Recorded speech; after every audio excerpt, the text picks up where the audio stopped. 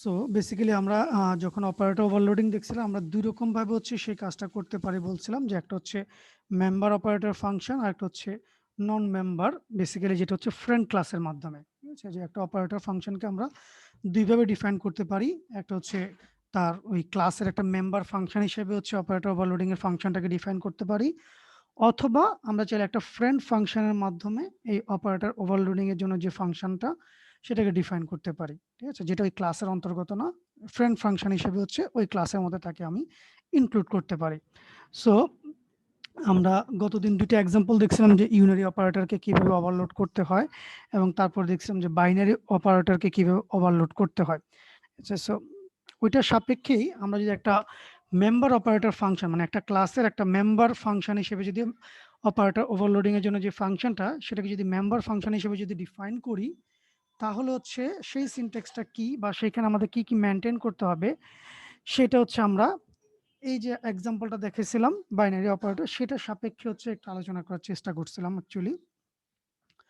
So এই এক্সাম্পলটা আমরা যদি দেখি, যে আমরা গতদিন আলোচনা করছিলাম সংক্ষেপে, যে আমরা এখানে মূলত একটা ক্লাস ডিফাইন করছিলাম কমপ্লেক্স নাম্বারকে রিপ্রেজেন্ট করার জন্য, যেখানে হচ্ছে তার যে কোনো একটা কমপ্লেক্স নাম্বারের দুইটা পার্ট থাকে, একটা হচ্ছে রিয়েল পার্ট আর একটা হচ্ছে ইমাজিনারি পার্ট। আচ্ছা, সো এই রিয়েল পার্ট এবং ইমাজিনারি পার্টকে হচ্ছে আমরা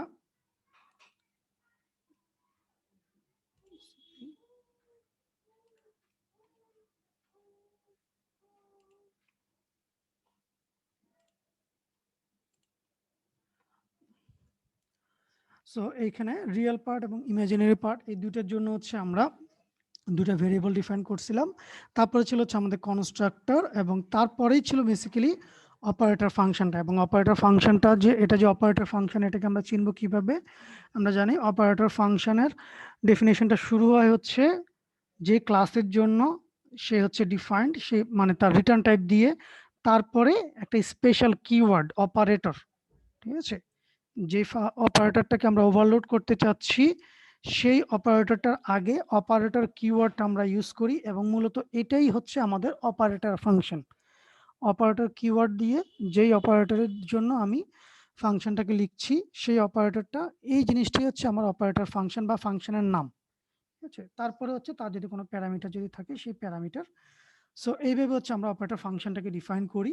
আচ্ছা, সো এটা হচ্ছে কনস্ট্রাক্টরের ডিটেল ডেফিনেশন। তারপর হচ্ছে এই অপারেটর ফাংশনটা ডেফিনেশনটা, এখানে জাস্ট হচ্ছে তার প্রোটোটাইপটা আমরা দেখাচ্ছিলাম। সো এটা এখানে হচ্ছে তার ডেফিনেশনটা। সো এখানে একটা বাইনারি অপারেটর প্লাস, আমরা জানি প্লাস হচ্ছে একটা বাইনারি অপারেটর, মানে তার জন্য দুইটা অপারেন্ট দরকার হয়। বাট এখানে যখন আমরা প্যারামিটার হিসেবে যখন পাঠাচ্ছিলাম, তখন বলছিলাম যে একটা প্যারামিটার আমাদেরকে পাঠালেই হয়।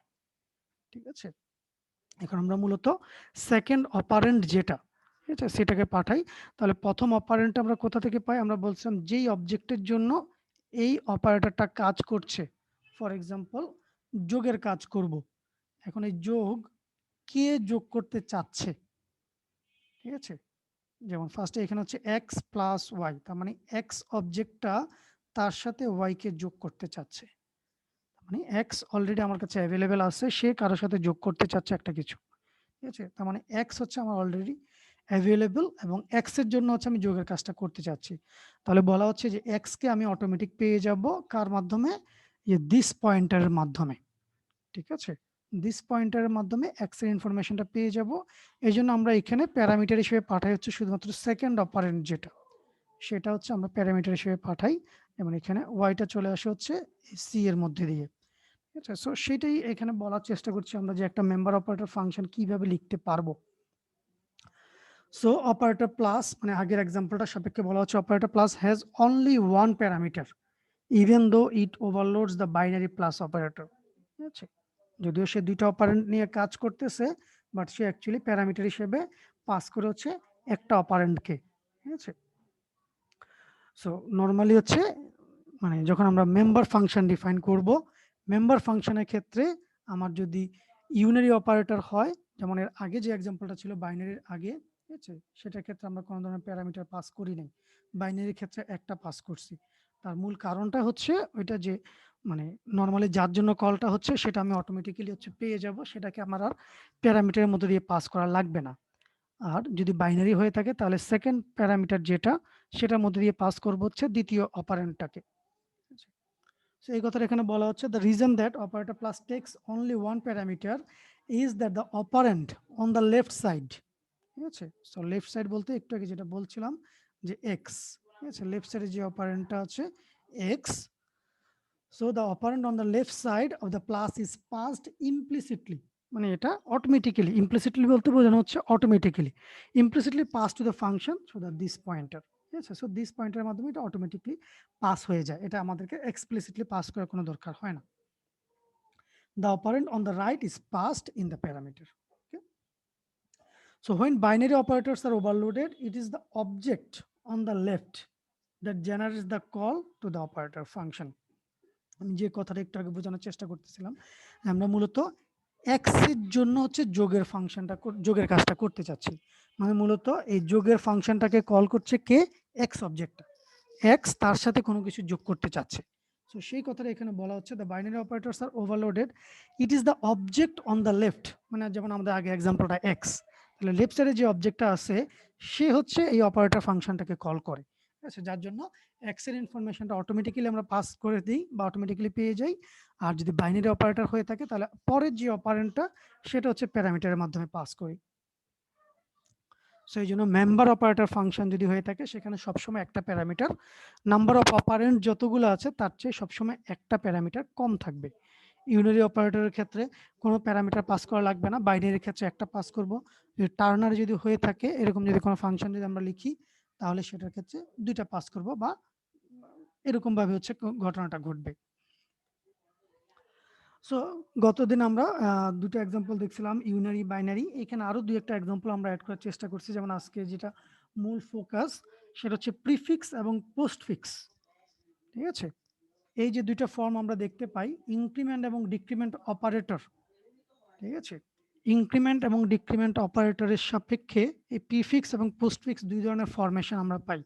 সো এদের জন্য আমরা যদি অপারেটর ওভারলোডিং যদি করতে চাই, মানে ইনক্রিমেন্ট এবং ডিক্রিমেন্ট অপারেটর এদেরকে যদি আমি ওভারলোড করতে চাই সেই কাজটা কিভাবে করতে পারি। সো সেটা মানে জেনারেল সিনট্যাক্সটা একই রকম, সেটা বলা হচ্ছে যে কাজ জন্য প্রথম হচ্ছে একটা টাইপ, মানে আমার রিটার্ন টাইপ, এখানে মূলত বলা হচ্ছে রিটার্ন টাইপ। সো রিটার্ন টাইপের পরে হচ্ছে অপারেটর প্লাস প্লাস, যেমন এটা হচ্ছে ইনক্রিমেন্টের জন্য আমরা বলার চেষ্টা করছি, ঠিক আছে। ইনক্রিমেন্টের জন্য আমরা এটা বলার চেষ্টা করতেছি, বাট ইম্পর্টেন্টলি এখানে ইয়েটা আমরা বলবো হচ্ছে এটা প্রথম যেটা দেখানো হচ্ছে সেটা হচ্ছে প্রিফিক্স নোটেশনের জন্য, ঠিক আছে, মানে increment but prefix, prefix increment এটার ক্ষেত্রে আমাদের সিনট্যাক্সটা হচ্ছে এরকম যে return type then operator plus plus, ব্র্যাকেটের ভিতরে কোনো কিছু থাকবে না, তারপরে হচ্ছে তার ডেফিনেশনটা।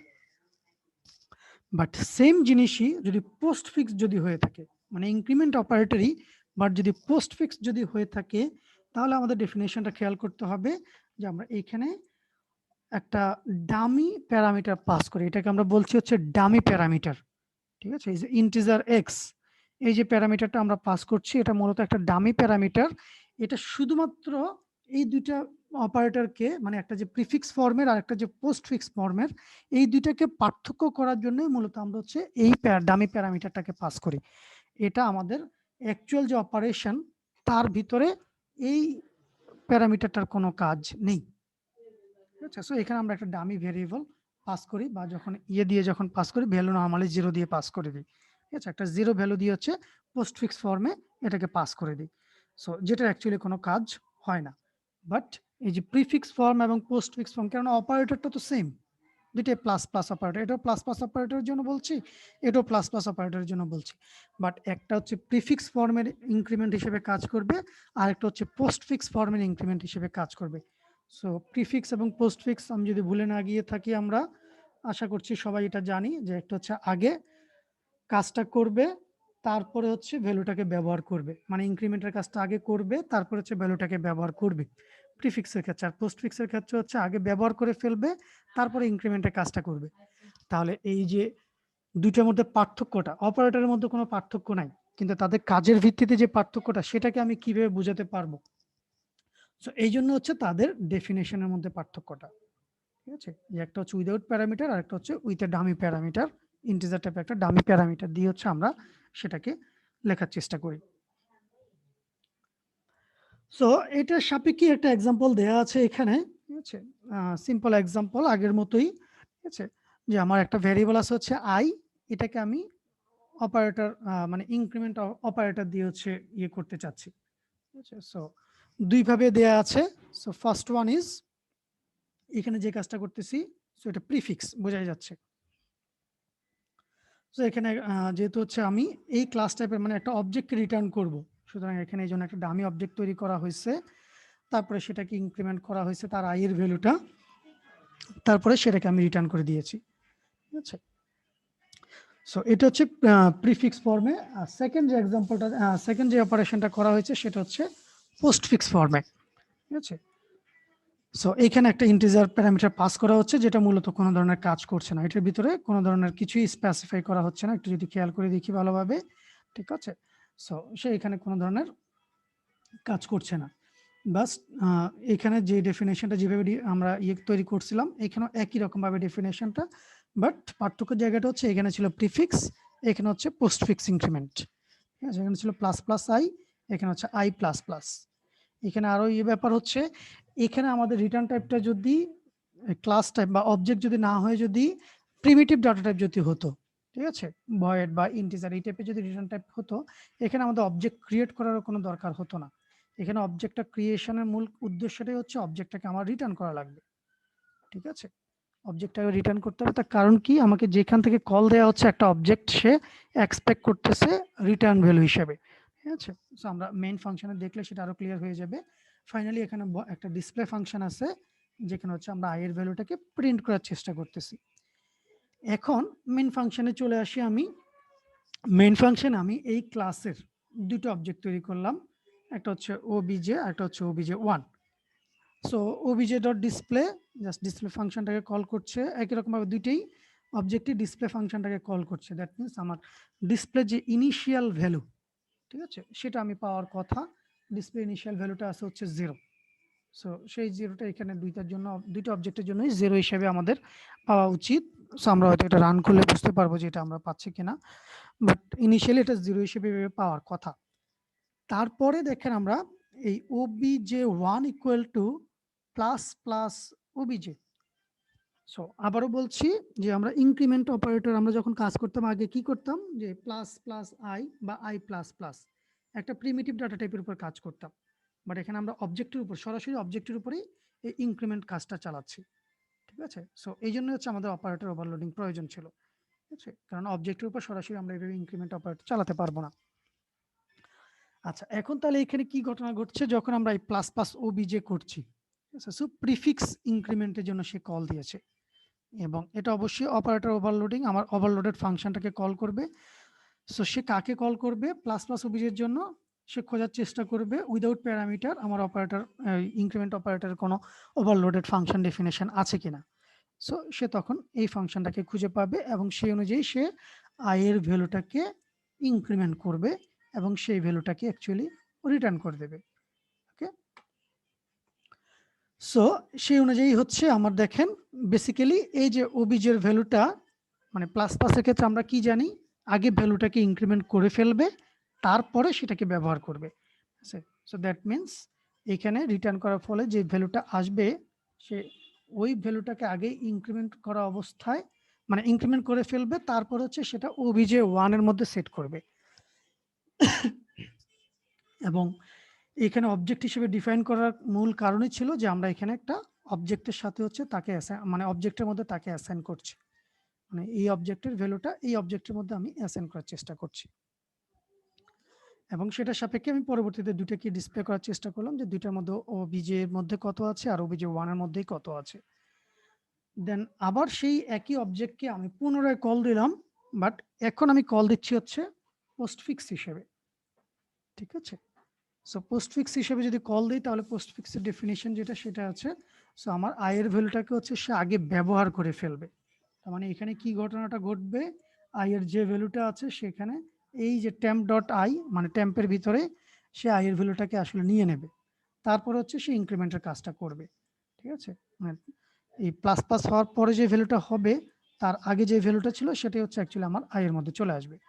সো সেই অনুযায়ী আমার এখানে এখানে আমার হচ্ছে ওবিজের ভ্যালুটা কাজ করবে। সো ওবিজের আগের যে ভ্যালুটা ছিল সেটা ওবিজি 1 এর মধ্যে সেট হয়ে যাবে, আর এদিকে এর কাছে সেট হয়ে যাওয়ার পরে হচ্ছে ওবিজের ভ্যালুটা আপডেট হয়ে যাবে। সো দ্যাট মিনস আমার ওবিজি 1 এর মধ্যে যে ভ্যালুটা থাকবে বেসিক্যালি ওবিজির মধ্যে হচ্ছে তার চেয়ে এক বেশি থাকার কথা বা এক বেশি হয়ে যাবে ইনক্রিমেন্ট অপারেটরের মাধ্যমে। সো সেই কাজটা আমরা দেখব যে আউটপুট আমরা এরকম পাচ্ছি কিনা। সো বেসিক্যালি আউটপুট কি কি আসার কথা, এখানে 0 0 আসার কথা, এইখানে যেহেতু হচ্ছে আগেই ভ্যালুটা ইনক্রিমেন্ট করতেছে তারপর হচ্ছে এর মধ্যে সেন্ড করছে, তার মানে দুইটার মধ্যে সেম ভ্যালু আসার কথা। এবং ওবিজের ভ্যালু যদি 0 হয়ে থাকে মানে আই এর ভ্যালু বেসিক্যালি 0, তার মানে এখানে তার পরবর্তীতে ভ্যালু হয়ে যাওয়ার কথা দুইটার মধ্যে 1। সো আই এর মান দুইটার মধ্যে 1 হয়ে গেছে।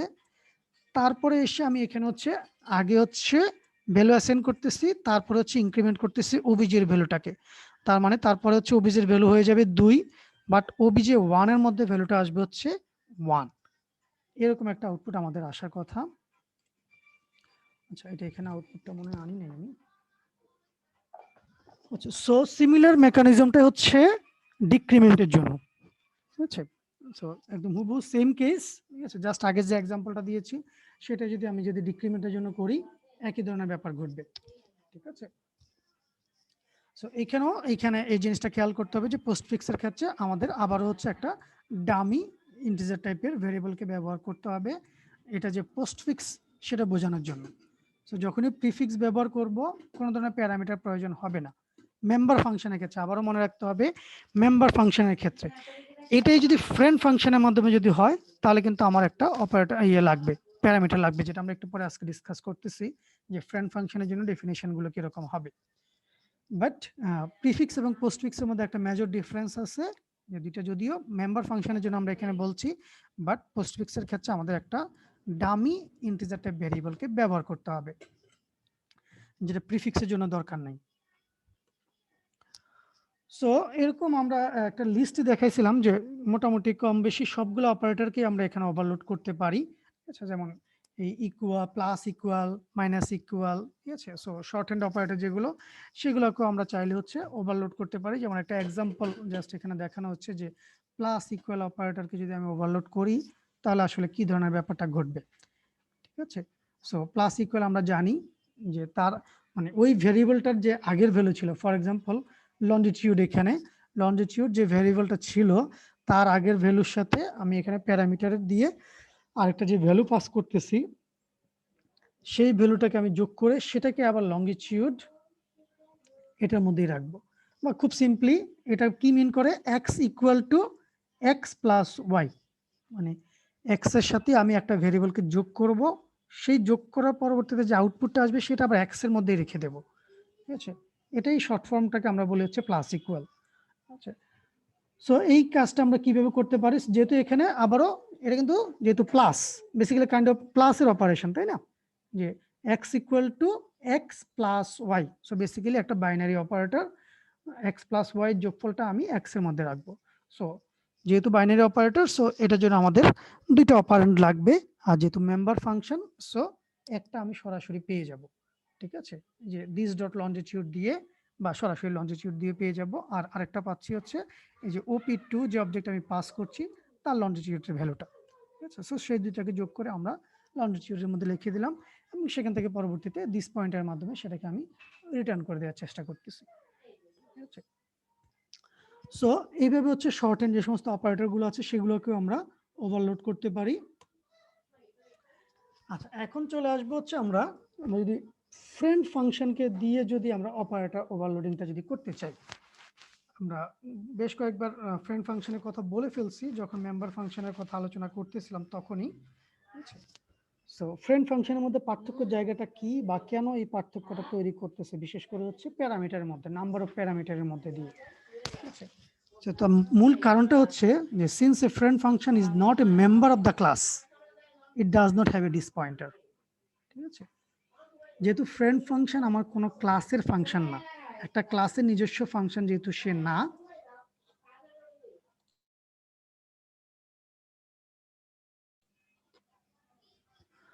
সো এটার জন্য আমাদেরকে এখানে কোনো ধরনের মেম্বার ফাংশনের ফ্যাসিলিটিস সে দিচ্ছে না। দিস পয়েন্টের ফ্যাসিলিটিস সে যেহেতু দিচ্ছে না, সুতরাং আমাদেরকে এখানে আলাদাভাবে যে বেসিক্যালি অবজেক্টের সাপেক্ষে যেই প্যারামিটারটাকে আমরা পাচ্ছিলাম সেটা এখানে আর পাওয়া যাবে না। ওই কারণে therefore an overloaded friend function is passed therefore an overloaded friend operator function is passed the operands explicitly.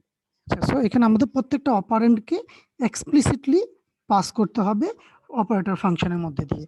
যদি ইউনারি অপারেটর যদি হয়ে থাকে তাহলে আমি জানি সেখানে একটা অপারেন্ড দরকার হয়, তাহলে সে অপারেন্ডটাকে আমাদেরকে পাস করতে হবে ফ্রেন্ড ফাংশনের মধ্যে প্যারামিটার হিসেবে। যদি বাইনারি অপারেটর হয় তাহলে দুইটা অপারেন্ডকে আমাদেরকে পাস করতে হবে। So a friend function that overloads a binary operator has 2 parameters and a friend function that overloads a unary operator has 1 parameter. এবং সেটার ক্ষেত্রে আমরা আরো স্পেসিফাই করে দিতে পারি, যদি বাইনারি অপারেটর যদি হয়ে থাকে সে যদি ফ্রেন্ড ফাংশন যদি ব্যবহার করে, the left operand is passed in the first parameter and the right operand is passed on the second parameter. So normally এটাই হয়ে থাকে। আমরা যদি দুইটা প্যারামিটার যদি কোন জায়গায় যদি ব্যবহৃত হয় তাহলে প্রথমটা থাকবে হচ্ছে বাম পাশেরটা, তারপরে হচ্ছে দ্বিতীয়তে হচ্ছে ডান পাশেরটা।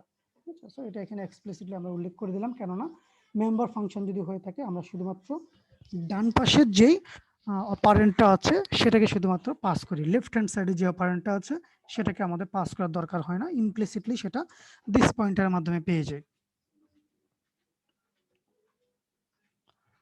সো এইটার সাপেক্ষেই জাস্ট হচ্ছে আমরা এই এক্সাম্পলটা এর আগেও আলোচনা করছিলাম, এই এক্সাম্পলটাই আমরা আবার আলোচনা করতেছি। সো এটা বলছিলাম হচ্ছে এটা পার্থক্যটা আরেকবার একটু দেখে নিই, যে এখানে যে কমপ্লেক্স হিসেবে হচ্ছে একটা মাত্র প্যারামিটারকে আমরা পাস করছিলাম, ঠিক আছে, কমপ্লেক্স সি একটা প্যারামিটারকে পাস করছিলাম প্লাস অপারেটরের জন্য কমপ্লেক্স ফাংশনটার ডেফিনিশনের মধ্যে অপারেটরের ডেফিনিশনটার মধ্যে। এখন খেয়াল করি এখানটায়, সো এইখানে আমরা অপারেটরটা যখন ডিফাইন করতেছি অপারেটর ফাংশনটা, ঠিক আছে, এইখানে আমরা কমপ্লেক্স C1 কমপ্লেক্স C2, ঠিক আছে, এই যে ফ্রেন্ড কমপ্লেক্স অপারেটর প্লাস, ঠিক আছে, সো অপারেটর ফাংশনটাকে আমরা ডিফাইন করতেছি অ্যাজ এ ফ্রেন্ড ফাংশন, ঠিক আছে। সো আগে এই অপারেটর ফাংশনটা ছিল হচ্ছে এই ক্লাসেরই একটা মেম্বার ফাংশন। কিভাবে সেটা বুঝতে পারবো? তার ডেফিনেশন দেখে। সো এইখানে তার ডেফিনেশনটা দেখি যে কোন ক্লাসের জন্য, সে ক্লাসের কথা বলে স্কোপ রেজুলেশন অপারেটর দিয়ে তাকে আমি আসলে বাইন্ড করে দিলাম যে সে হচ্ছে কমপ্লেক্স যে ক্লাসটা আছে তার একটা ফাংশন, এবং এখানে সেটার প্রোটোটাইপও আমরা বর্ণনা করেছি যে সে একটা মেম্বার ফাংশন হবে এই ক্লাসের, এবং সেটাকে এই যে member function definition scope resolution operator দিয়ে সেটাকে আমরা এখানে বর্ণনা করেছি। বাট এখনকার ডেফিনেশনটা যদি খেয়াল করি, just complex operator plus, so এখানে কোনো ক্লাসের কিন্তু বর্ণনা এখানে করা হয়নি, ঠিক আছে, সে কোনো ক্লাসের অ্যাকচুয়ালি অন্তর্গত না, সে জাস্ট হচ্ছে একটা ফাংশন হিসেবে এই পুরো প্রোগ্রামটার মধ্যে একটা জেনারেল ফাংশন হিসেবে হচ্ছে এখানে ডিফাইন্ড, ঠিক আছে।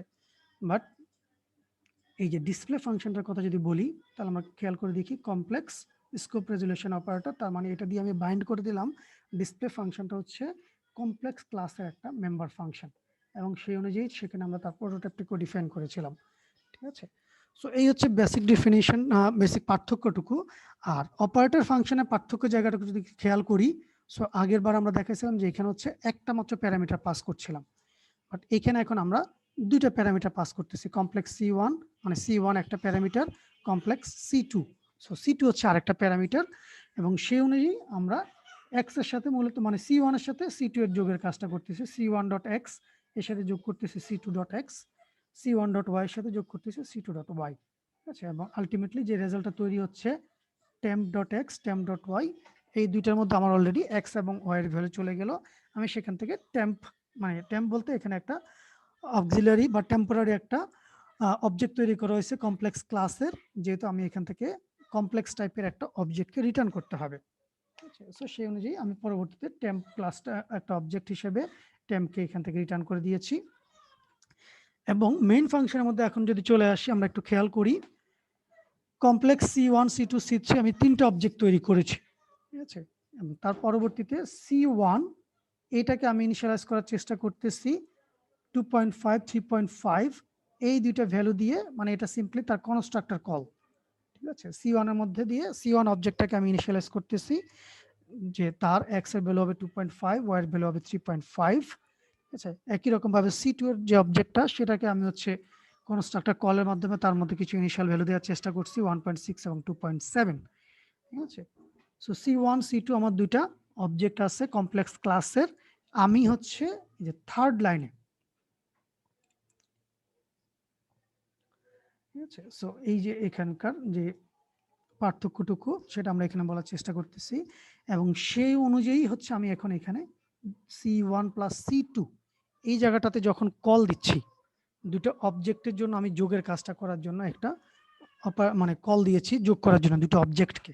ঠিক আছে, so similar to previous one যে আমরা যখন বাইনারি অপারেটরের কথা বলছিলাম মেম্বার ফাংশনের জন্য যে C1 একটা অবজেক্টের সাথে C2 একটা অবজেক্টকে আমি যোগ করব।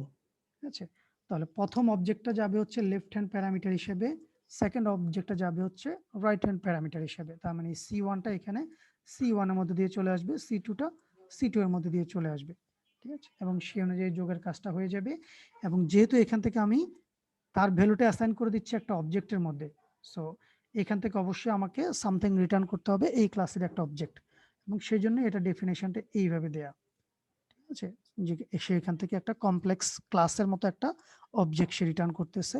সো বেসিক্যালি সেই অবজেক্টের ভ্যালুটা হচ্ছে C3 অবজেক্টের মধ্যে দিয়ে চলে যাচ্ছে। আচ্ছা, সো সেখান থেকে হচ্ছে পরবর্তীতে আমি জাস্ট C1 C2 C3 এই তিনটার ডিসপ্লে যে মেথডটা আছে সেটাকে কল করেছি।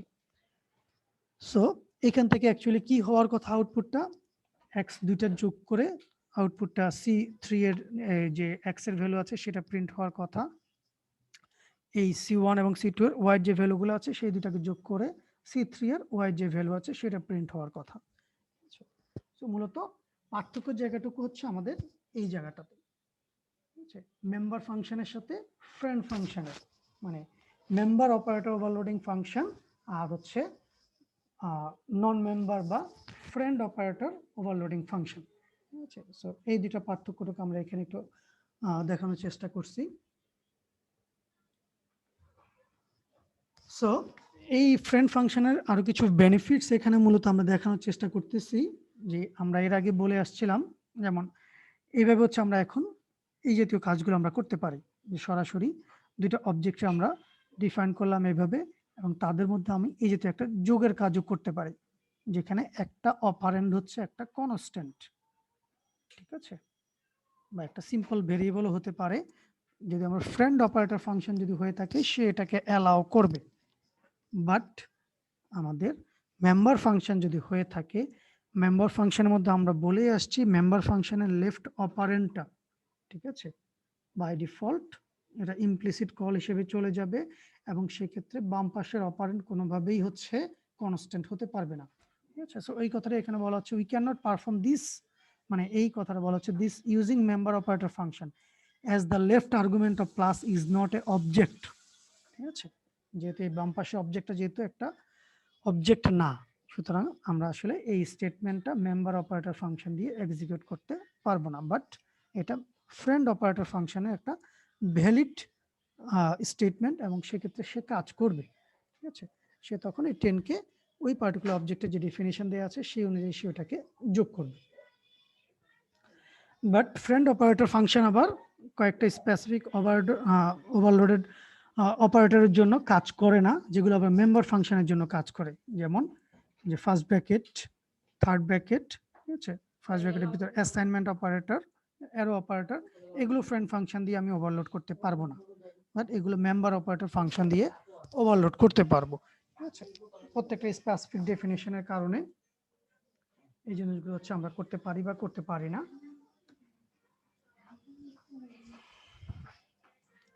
সো প্রিফিক্স বা পোস্টফিক্স ফর্মের জন্য আমাদের যদি ফ্রেন্ড অপারেটর ফাংশন দিয়ে যদি আমি ইনক্রিমেন্ট বা ডিক্রিমেন্টের কাজটা যদি করতে চাই, সো এখানেও ঠিক সিমিলার ব্যাপার, শুধুমাত্র আমাদের এখানে যে জিনিসটুকু খেয়াল রাখতে হবে যে এর আগে আমরা ইনক্রিমেন্টের ক্ষেত্রে বা ডিক্রিমেন্টের ক্ষেত্রে প্রিফিক্স নোটেশনের জন্য আমরা কোনো ধরনের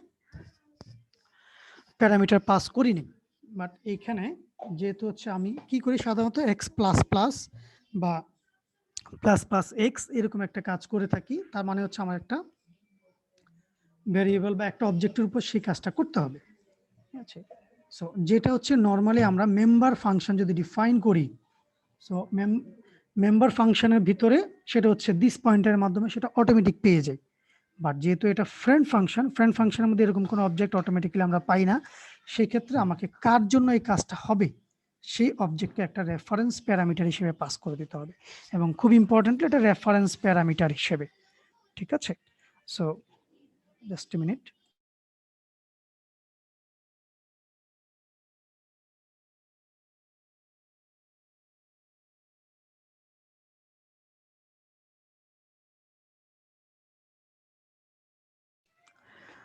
ওকে, সো এই কথাটা আমরা এখানে বলার চেষ্টা করতেছি, in case of plus plus or minus minus we must use reference parameter. ঠিক আছে, এই কথাটা এখানে বলা হচ্ছে কারণ কি, কারণ হচ্ছে আমরা ফ্রেন্ড ফাংশনের মধ্যে দিস পয়েন্টের মাধ্যমে যেই অবজেক্টের জন্য এই কাজটা হবে, ইনক্রিমেন্ট বা ডিক্রিমেন্টের কাজটা হবে, সেই অবজেক্টটাকে আইডেন্টিফাই করতে পারবো না। ঠিক আছে, সো সেই জন্য আমাদেরকে অবশ্যই এটাকে স্পেসিফাই করে দিতে হবে। ঠিক আছে, বলছে otherwise changes made inside the function will not be visible outside and the original object will remain unchanged. মানে কোন অবজেক্টের জন্য আমি এই চেঞ্জটুকু করলাম, আমি যদি প্যারামিটার হিসেবে যদি তাকে যদি পাস যদি না করি, তাহলে সেই ভ্যালুটা অ্যাকচুয়ালি সেই অবজেক্টটা অ্যাকচুয়ালি আনচেঞ্জড থেকে যাবে। ঠিক আছে, বাট এখানেও একই রকম ভাবে ইম্পর্টেন্ট যেটা যে প্রিফিক্সের জন্য আমাদের নর্মালি জাস্ট হচ্ছে যেই অপারেন্ডের উপরে সে কাজ করবে বা যে অবজেক্টের উপরে সে কাজ করবে সেটাকে তো আমি রেফারেন্স প্যারামিটার হিসেবে পাস করে দিলাম, সেটাতেই কাজ হয়ে যাচ্ছে প্রিফিক্সের জন্য। পোস্টফিক্সের জন্য ওয়ান্স অ্যাগেন আমাকে একটা ডামি প্যারামিটার পাঠাতে হবে। ঠিক আছে, একটা integer parameter once again dummy parameter হিসেবে পাঠিয়ে দিতে হবে, যাতে করে আমি বুঝতে পারি যে এটা মূলত হচ্ছে পোস্টফিক্সের কাজটা হবে। কেননা এটা অপারেটর প্লাস প্লাস, এটা অপারেটর প্লাস প্লাস, সো এটা কি প্রিফিক্সের কাজটাকে ইমপ্লিমেন্ট করবে না পোস্টফিক্সের কাজটাকে ইমপ্লিমেন্ট করবে, এই দুটো জিনিসকে ডিস্টিংগুইশ করার জন্য হচ্ছে আমাদেরকে অবশ্যই এদের প্যারামিটারের মধ্যে একটা পার্থক্য নিয়ে আসতে হয়। যদিও এটাকে নিয়ে আবারও বলছি, এটাকে নিয়ে আমাদের কোনো কাজ করা হয় না। ঠিক আছে, বাস্ট প্যারামিটারের পার্থক্য দেখে আমরা কাজটা নির্ধারণ করে দিই যে এটা কি প্রিফিক্সের কাজটা করবে না পোস্টফিক্সের কাজটা করবে।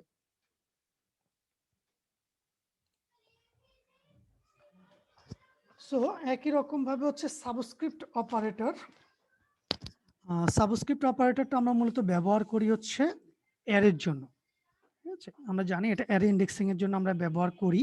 ঠিক আছে, সো এটাকেও আমরা ওভারলোড করতে পারি চাইলেই। ঠিক আছে, এবং সি প্লাস প্লাস এর মধ্যে এটাকে হচ্ছে একটা বাইনারি অপারেটর পারপাসে হচ্ছে, ঠিক আছে, মানে বাইনারি অপারেটর হিসেবে হচ্ছে কনসিডার করা হয়। ঠিক আছে, এবং এটার জন্য হচ্ছে আমাদের দুইটা প্যারামিটার আমরা পাস করি এরকম ভাবে।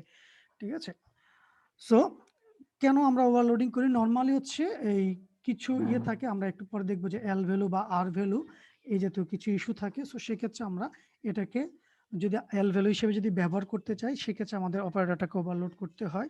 আবার অনেক ক্ষেত্রে দেখা যায় যে আমরা যদি এই যে আমাদের যে অ্যারে ইন্ডেক্সিংটা আছে সেটা আউট অফ বাউন্ড হয়ে যাচ্ছে কিনা, এই জাতীয় কিছু চেকিং এর পারপাসেও আমরা কিন্তু অপারেটরটাকে ওভারলোড করি। সো সেটার জন্য জেনারেল সিনট্যাক্সটা হচ্ছে রিটার্ন টাইপ দেন ক্লাসের নাম, মানে কোন ক্লাসের জন্য আমি এই অপারেটরটাকে ওভারলোড করতে চাচ্ছি, দেন অপারেটর ফাংশনটা যেভাবে আমরা ডিফাইন করি, তারপর হচ্ছে একটা ইন্ডেক্স, কোন ইন্ডেক্সে গিয়ে হচ্ছে সেই কাজগুলো করবে। সো একটা ইন্টিজার টাইপের একটা ইন্ডেক্স হচ্ছে তার মধ্যে দিয়ে পাঠানোর চেষ্টা করি। সো এখানে জাস্ট হচ্ছে একটা সিম্পল এক্সাম্পল দেওয়া আছে যে কোন ক্ষেত্রে এটা ইফেক্টিভ হতে পারে বা কেন আমাদের এরকম অপারেটর ওভারলোডিং এর প্রয়োজন হয়। সো খুব সিম্পলি এক্সাম্পলটাকে দেখার চেষ্টা করি আগে একটু, যে আমাদের একটা অ্যারে আছে, ঠিক আছে, 3টি এলিমেন্ট সে রাখতে পারে, এবং এই অনুযায়ী হচ্ছে আমার অ্যারেটাকে বেসিক্যালি এটা হচ্ছে আমার কনস্ট্রাক্টর ফাংশনটা। সো এটার ভিতরে হচ্ছে আমি অ্যারের ভ্যালুগুলোকে একটু ইনিশিয়ালাইজ করার চেষ্টা করতেছি। এই যে 3টা ভ্যালু আছে, অ্যারে 0, অ্যারে 1, অ্যারে 2, এটার ভিতরে যে ভ্যালুগুলো আছে সেগুলোকে আমি আই এর ভ্যালু দিয়ে ইনিশিয়ালাইজ করার চেষ্টা করতেছি। আর আমার একটা অপারেটর ফাংশন আমি ডিফাইন করলাম যে সে আইটাকে ইন্ডেক্স হিসেবে নিচ্ছে, যে ভ্যালুটা আমি পাস করব সে আমাকে ওই অ্যারের তততম ইন্ডেক্সে কত ভ্যালু আছে সেটাকে সে রিটার্ন করে দেবে জাস্ট। ঠিক আছে, সো আমি তার মধ্যে অপারেটর ভ্যালুর মধ্যে দিয়ে আমি যে কোনো একটা পার্টিকুলার ভ্যালু পাস করার চেষ্টা করব, সেই অনুযায়ী সে আমাকে রিটার্ন করে দেবে অ্যারের অততম ইন্ডেক্সে কত ভ্যালু আছে। ঠিক আছে, এখন মেইন ফাংশনটার মধ্যে আসি, যে আমার এই অ্যারে ক্লাসের একটা অবজেক্ট তৈরি করলাম এবং আমি এই মুহূর্তে প্রিন্ট করতে চাচ্ছি 1 নাম্বার ইন্ডেক্সে কত ভ্যালু আছে। ঠিক আছে, মানে সিম্পলি ওবি এই যে 1, তার মানে আমি প্যারামিটার হিসেবে এই যে অপারেটরটাকে, ঠিক আছে, সাবস্ক্রিপ্ট অপারেটর যেটাকে বলছি থার্ড ব্র্যাকেট, সেটার মধ্যে দিয়ে আমি অ্যাকচুয়ালি একটা প্যারামিটার পাস করছি, সেটা হচ্ছে 1। ঠিক আছে, সো সেটা মূলত হচ্ছে আমি প্রিন্ট করার চেষ্টা করতেছি, দ্যাটস ফাইন। বাট সেকেন্ড লাইনে এসে যে ওবি 0, ঠিক আছে, ইকুয়াল টু 5, এরকম একটা স্টেটমেন্ট আমরা এক্সিকিউশন করার চেষ্টা করতেছি। সো ওবি 0-র মধ্যে কত আছে, আমরা কিন্তু ওবি যে অ্যারেটা আছে, ঠিক আছে, সেটার জন্য আর কোনো কিছু কিন্তু স্পেসিফাই করিনি। ঠিক আছে, এবং তার চেয়ে ইম্পর্টেন্ট কথা হচ্ছে এই ওবি 0, এটার মধ্যে অ্যাকচুয়ালি আমাদের কি থাকার কথা, একটা পার্টিকুলার ভ্যালু থাকার কথা। ঠিক আছে, ওবি 0 মানে এটা মূলত হচ্ছে একটা ভ্যালু কন্টেন্ট করবে। বাট আমরা জানি, বা আমরা একটু পরে এই জিনিসটাকে আরেকটু ক্লিয়ার করবো, আমরা দুইটা কনসেপ্ট আছে, একটা হচ্ছে এল ভ্যালু আর একটা হচ্ছে আর ভ্যালু।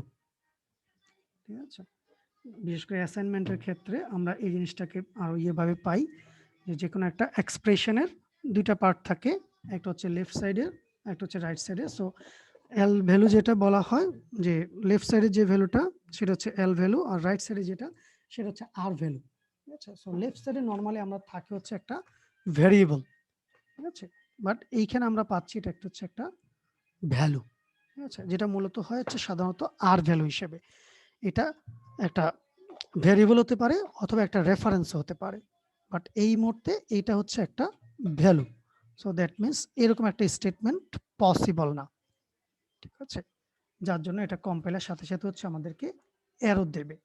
বাট আমাদের এই অপারেটর ওভারলোডিং ফাংশনটা কি আমরা যদি একটু মডিফাইড ওয়েতে যদি ডিফাইন করি, তাহলেই এটা দিয়ে আমরা কাজ করতে পারবো। সেই জিনিসটা হচ্ছে আমরা জাস্ট পরের যে এক্সাম্পলটা সেটা একটু খেয়াল করি। ঠিক আছে, সো আমাদের আগের এক্সাম্পলটাই হুবহু আগের এক্সাম্পলটাই, বাট আমাদের আগের যে অপারেটর ফাংশনটা ছিল, ঠিক আছে, আগের পৃষ্ঠা যে অপারেটর ফাংশনটা ছিল সেটা শুধুমাত্র একটা ইন্টিজার ভ্যালু রিটার্ন করতো। বাট আমরা এখন এটাকে সরাসরি ভ্যালু রিটার্ন না করে সেখান থেকে আমরা হচ্ছে একটা রেফারেন্স রিটার্ন করার চেষ্টা করতেছি। রেফারেন্স রিটার্ন করার চেষ্টা করতেছি মানে হচ্ছে এই পার্টিকুলার অ্যাড্রেসে কত ভ্যালু আছে, মানে এই আইটেম অ্যাড্রেসে কত ভ্যালু আছে, সেই জিনিসটা আমরা রিটার্ন করতেছি। আগে শুধুমাত্র ওইখানে কত ভ্যালু আছে সেটা রিটার্ন করতাম, এখন সেটা রিটার্ন না করে ওই অ্যাড্রেসে কত ভ্যালু আছে, মানে অ্যাড্রেসটাকে হচ্ছে আমরা এখন স্পেসিফাই করার চেষ্টা করতেছি। সো সেই সাপেক্ষে আমাদের অন্য সবকিছু স্টেটমেন্ট সেম, বাট এখন ইন্টারেস্টিং ব্যাপার হচ্ছে এখন এই যে ওবি 0 বেসিক্যালি এটা আমার কি করতেছে, একটা রেফারেন্স রিপ্রেজেন্ট করতেছে। ঠিক আছে, যে একটা পার্টিকুলার অ্যাড্রেস বা একটা লোকেশনকে রিপ্রেজেন্ট করতেছে। ঠিক আছে, সো সে এখন ওই পার্টিকুলার লোকেশনে 5 ভ্যালুটাকে রাখতে চাচ্ছে, হুইচ ইজ ভ্যালিড। আগে আমরা কি করতাম, আগে আগে ইয়েটার সাপেক্ষে যখন অ্যাড্রেস ছিল না, এখানে তখন একটা পার্টিকুলার ভ্যালু কন্টেইন করতো, বা ওবি 0-তে আমি একটা ভ্যালু পেতাম, বাট এখন ওবি 0-তে পাবো হচ্ছে আমি একটা অ্যাড্রেস। ঠিক আছে, এখানে যেহেতু আমি অ্যাড্রেস রিটার্ন করছি, ঠিক আছে, সো এখানে আমি পাবো হচ্ছে একটা অ্যাড্রেস। সো এই পার্টিকুলার অ্যাড্রেসে হচ্ছে আমি একটা ভ্যালু রাখতেছি। সো এই কথাটা এখানে বলা হচ্ছে, so now OBI is now both an L value and an R value. মানে সে এখন এল ভ্যালু হিসেবেও কাজ করতে পারবে, আর ভ্যালু হিসেবেও কাজ করতে পারবে। সো এটা হচ্ছে অপারেটর ওভারলোডিং এর একটা অন্যতম বড় সুবিধা, যে আমি হচ্ছে রেফারেন্সকে রিটার্ন করতে পারি। ঠিক আছে, আর আরেকটা যেটা বললাম, যে আমরা চাইলে হচ্ছে কিছু চেকিং করতে পারি এটার ভিতরে, যে আমার ইন্ডেক্সিংটা আউট অফ বাউন্ড হয়ে যাচ্ছে কিনা। যদি ইন্ডেক্স আউট অফ বাউন্ড হয়ে যায়, তো সেক্ষেত্রে হচ্ছে আমি তাকে একটা নোটিফিকেশন দিতে পারি যে array index out of bound হয়ে গিয়েছে। সো এই টাইপের কিছু কাজ হচ্ছে আমরা সাবস্ক্রিপ্ট অপারেটরের জন্য ওভারলোডিং করে করতে পারি। আজকে শেষ করবো হচ্ছে এই এল ভ্যালু এবং আর ভ্যালু নিয়ে। আমি আশা করি এল ভ্যালু এবং আর ভ্যালু মোটামুটি আপনাদের জানা সি থেকে। ঠিক আছে, সো বলা হচ্ছে L value, and L value is an expression that can appear on both the left hand and right hand side of an assignment. ঠিক আছে, নর্মালি আমাদের এল ভ্যালুটা থাকে হচ্ছে লেফট সাইডে, এবং লেফটের জন্যই আমাদের বলা হচ্ছে এল ভ্যালু, এবং রাইট সাইডে যেটা থাকে সেখান থেকে আমরা বলছি হচ্ছে R value. But L value can be both on left side and right side. ঠিক আছে, অ্যাসাইনমেন্টের দুই পাশে আমাদের সেটা হতে পারে। ঠিক আছে। So it represents A location, not just a value. So যেটা একটু আগে বলতেছিলাম যে OB0 দিয়ে যেটা বোঝানোর চেষ্টা করতেছিলাম যে এল ভ্যালুতে নর্মালি হচ্ছে আমাদের থাকে হচ্ছে একটা লোকেশন, যেটা আমরা সাধারণত একটা ভ্যারিয়েবলের মাধ্যমে রিপ্রেজেন্ট করার চেষ্টা করি। ঠিক আছে। So based on its placement either the location or the value is used by the compiler. ঠিক আছে। সো সেখান থেকে তার লোকেশনটাকে সে ব্যবহার করতে পারে অথবা তার ভ্যালুটাকে ব্যবহার করতে পারে। যেমন এখানে খেয়াল করি ইন্টিজার এক্স কমা ওয়াই, ঠিক আছে, দুইটা ভ্যারিয়েবল আমার আছে। দেন এর পরবর্তীতে ক্রমানুসারে দুটি স্টেটমেন্ট আছে, একটা হচ্ছে এক্স ইকুয়াল টু 0, আর একটা হচ্ছে ওয়াই ইকুয়াল টু এক্স। খুব ভালো মতো খেয়াল করি। সো এক্স ইকুয়াল টু 0, এখানে আমরা এক্স এর কথা এখানে চিন্তা করছি। ঠিক আছে। সো এক্স হচ্ছে এখানে লেফট সাইডে আছে, সো এটা এল ভ্যালু, বাট এখানে সে কি হিসেবে কাজ করতেছে, একটা লোকেশন হিসেবে।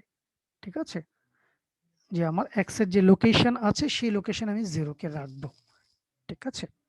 সো এটা মিন করতেছে, সো এই মুহূর্তে এক্স কাজ করতেছে হচ্ছে এল ভ্যালু হিসেবে।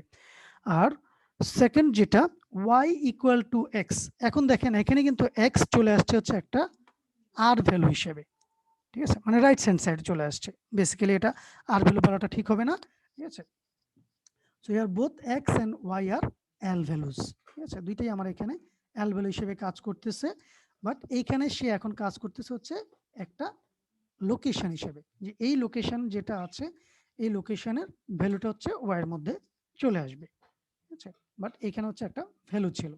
ঠিক আছে। সো এক্ষেত্রে সে হচ্ছে মানে এক্স এবং ওয়াই দুটি হচ্ছে আমাদের এল ভ্যালু হিসেবে কাজ করতেছে, বাট একটা জায়গায় একটা ফিক্সড ভ্যালু হিসেবে কাজ করতেছে, আর একটা জায়গায় হচ্ছে লোকেশন হিসেবে, মানে লোকেশনের ভ্যালুটা তখন ওয়াই এর মধ্যে প্লেস হয়ে যাবে, বাট ভ্যালুটা এই মুহূর্তে আছে রাইট হ্যান্ড সাইডে যে ভ্যালুটা আছে সেটা হচ্ছে একটা লোকেশন।